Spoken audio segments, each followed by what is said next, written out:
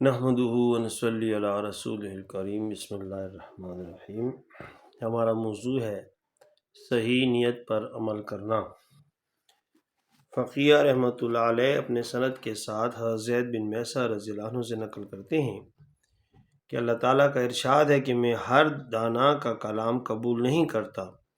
اس کی اغراض و افکار کو دیکھتا ہوں، اگر اسے میری رضا مقصود ہو تو اس کی خاموشی کو فکر اور اس کے کلام کو ذکر بنا دیتا ہوں، گو وہ کلام نہ کرے۔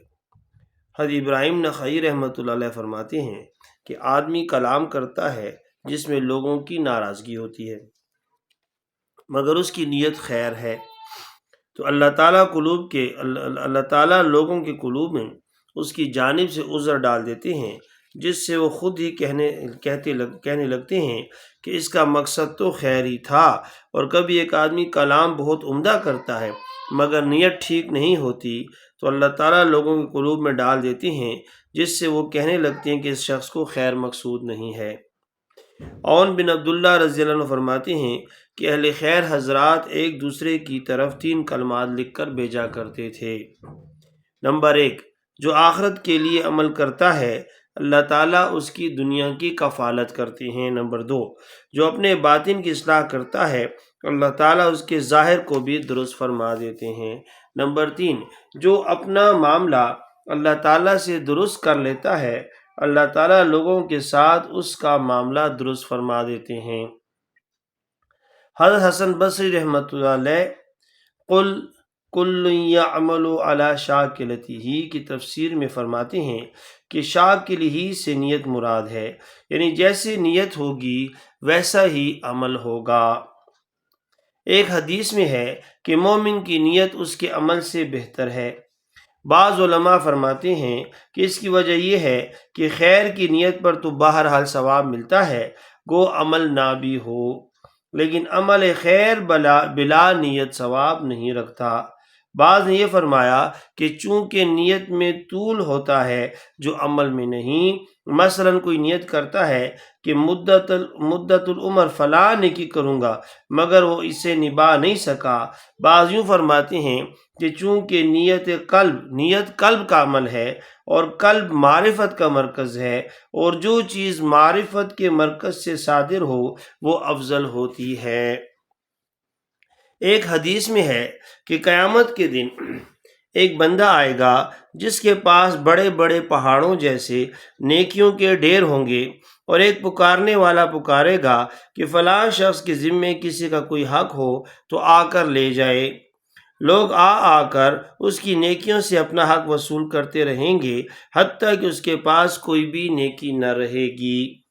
اور وہ شخص حیرانی کے عالم میں ہوگا کہ اللہ تعالیٰ فرمائیں گے میرے پاس تیرا ایسا خزانہ موجود ہے جسے میں نے نہ فرشتوں پر ظاہر کیا اور نہ مخلوق میں سے کسی اور پر۔ عرض کرے گا یا اللہ وہ کیا ہے؟ ارشاد ہوگا تیری وہ نیت جو تو بلائی کے لیے رکھتا تھا، میں نے اسے 70 گنا کر کے لکھا ہوا ہے۔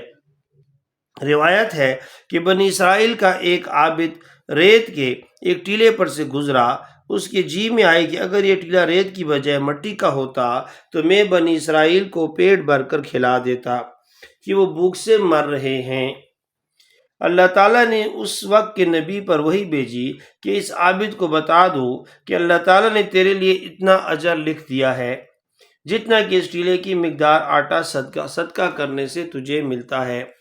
حدیث میں ہے کہ ایک بندہ قیامت کو حاضر ہوگا، نامہ اعمال اس کے دائیں ہاتھ میں دیا جائے گا جس میں حج، عمرہ، جہاد، زکوٰۃ، صدقہ وغیرہ اعمال ہوں گے۔ یہ اپنے دل میں کہے گا کہ میں نے تو ان اعمال میں سے کچھ بھی نہیں کیا،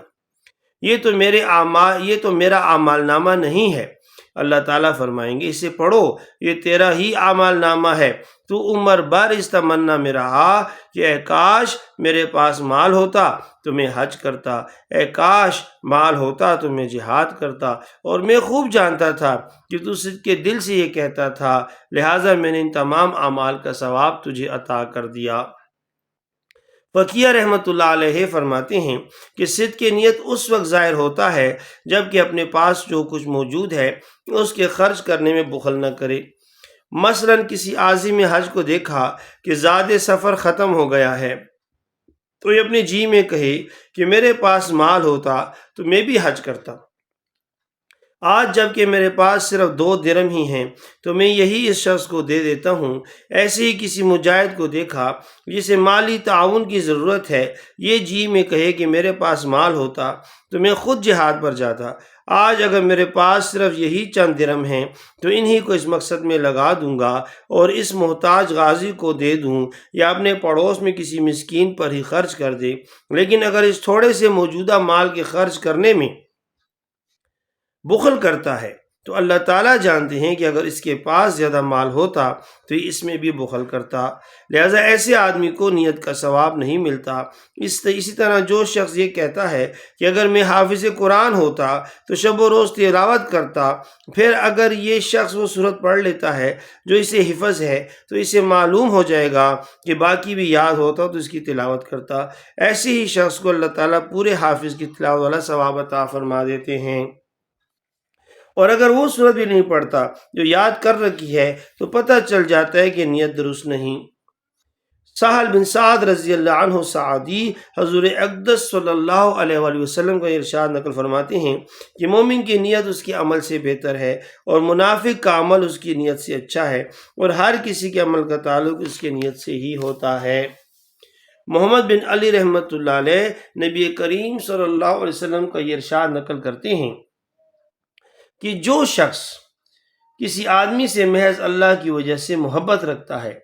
کہ اس سے کوئی عدل کا معاملہ دیکھا ہے، حالانکہ یہ شخص اللہ تعالیٰ کے ہاں کسی وجہ سے دوزخی تھا، مگر اللہ تعالیٰ نے اسے محبت کا اجر عطا فرما دیا، جیسے کہ یہ اگر کسی جنتی سے محبت کرتا تو اجر ملتا۔ ایسے ہی جو شخص کسی آدمی سے اللہ کے لیے بغض رکھتا ہے کہ اس سے بظاہر کوئی ناانصافی کی بات دیکھنے میں آئی ہے، حالانکہ وہ اللہ تعالیٰ کے علم میں جنتی تھا، لیکن اس کو اس بغض کی وجہ سے بھی اللہ تعالیٰ اجر دیں گے، جیسے کہ اگر واقعتاً کسی دوسری شخص سے بغض رکھتا تو اجر پاتا۔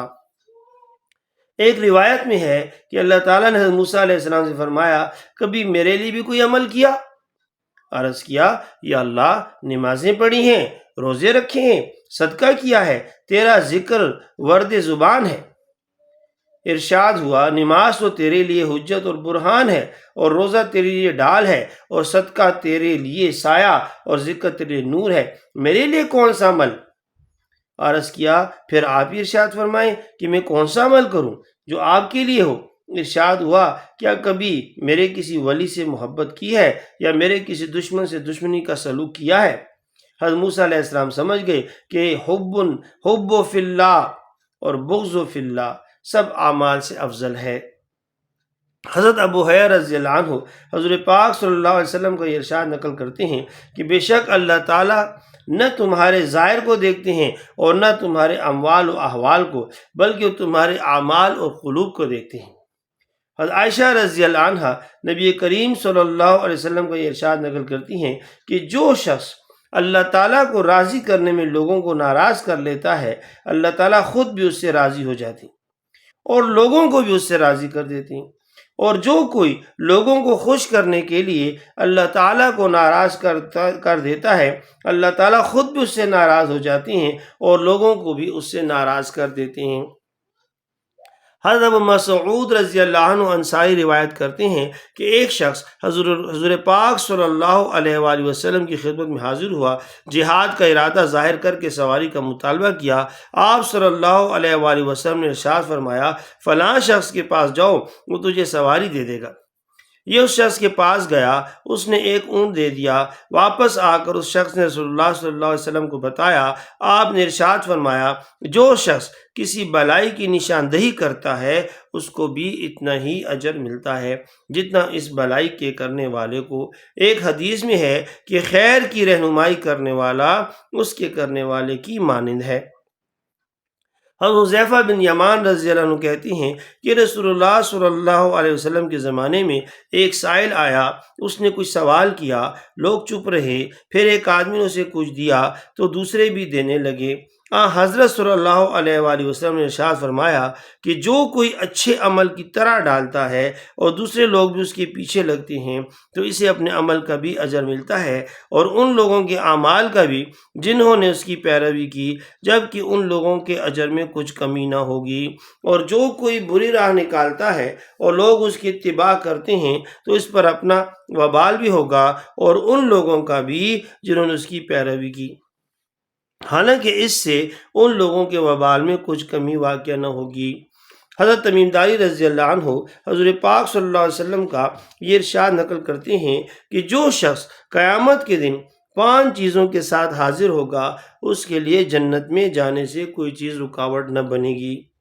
اخلاص اللہ کے ساتھ اور اس کے رسول کے ساتھ، اس کی کتاب کے ساتھ، مسلم امراء اور حکام کے ساتھ اور عامت الناس کے ساتھ۔ ایک حدیث میں آپ صلی اللہ علیہ وآلہ وسلم کا ارشاد مبارک ہے کہ سن لو، دین تو اخلاص ہی کا نام ہے۔ عرض کیا گیا یا رسول اللہ صلی اللہ علیہ وآلہ وسلم کس کے ساتھ، کس کے لیے یا رسول اللہ؟ ارشاد ہوا اللہ کے ساتھ اور اس کے رسول کے ساتھ اور تمام مسلمانوں کے ساتھ۔ فقیہ رحمہ اللہ فرماتے ہیں کہ اللہ کے ساتھ اخلاص تو یہ ہے کہ خود بھی اللہ تعالیٰ پر ایمان و یقین رکھے اور لوگوں کو بھی اس کی دعوت دے اور دل میں یہ تمنا رکھے کہ تمام لوگ ایماندار ہو جائیں۔ رسول اللہ صلی اللہ علیہ وسلم کے ساتھ اخلاص کا یہ مطلب ہے کہ اللہ تعالیٰ کی طرف سے جو کچھ بھی آپ صلی اللہ علیہ وآلہ وسلم لائے ہیں سب میں آپ کی تصدیق کرے، آپ صلی اللہ علیہ وآلہ وسلم کی سنت پر عمل پیرا ہو اور دوسرے لوگوں کی بھی اس کی طرف رہنمائی کرے۔ کتاب کے ساتھ اخلاص یہ ہے کہ اس کی تلاوت کرے، اس پر عمل کرے اور دل میں یہ جذبہ ہو کہ سب لوگ اس کے پڑھنے والے اور اس کے احکام پر چلنے والے بن جائیں۔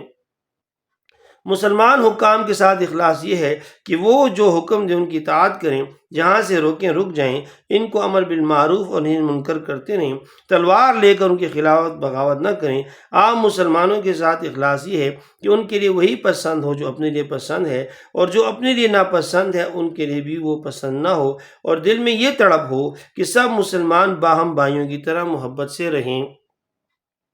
فقیہ رحمۃ اللہ علیہ فرماتے ہیں کہ بہت سے سونے والے شب بیداری کا اجر پاتے ہیں اور بہت سے شب بیدار لوگ سوئے ہوئے شمار ہوتے ہیں۔ مثلا ایک آدمی کی عادت سحری میں اٹھ کر نماز پڑھنے کی ہے، ایک رات وہ حسب عادت ہی نیت کر کے سویا، مگر نیت کے غلبے میں صبح تک سویا رہا، اٹھا تو پریشان و غمزدہ ہو کر انا للہ پڑھنے لگا تو یہ شخص تہجد گزار لکھا جائے گا اور اپنی نیت کی بدولت شب بیدار شمار ہوگا۔ اور ایک دوسرا آدمی ہے جس کی عادت رات کو اٹھنے کی نہیں، یوں ہی خیال گزرا کہ صبح ہو گئی، اٹھا، وضو کر کے مسجد میں پہنچا تو پتہ چلا کہ ابھی صبح نہیں ہوئی، اب یہ صبح کے انتظار میں ہے اور جی ہی جی میں کہہ رہا ہے کہ اگر پتہ ہوتا کہ ابھی صبح نہیں ہوئی تو میں بستر کیوں چھوڑتا۔ یہ شخص ہے جو بیداری کے باوجود سویا ہوا شمار ہوتا ہے۔ دوستو اور بھائیو، اللہ تعالیٰ آپ کو، مجھے، ہم سب کو اپنی نیت کو صحیح کرنے کی توفیق عطا فرمائے۔ ھذا المرام، جزاک اللہ خیرا۔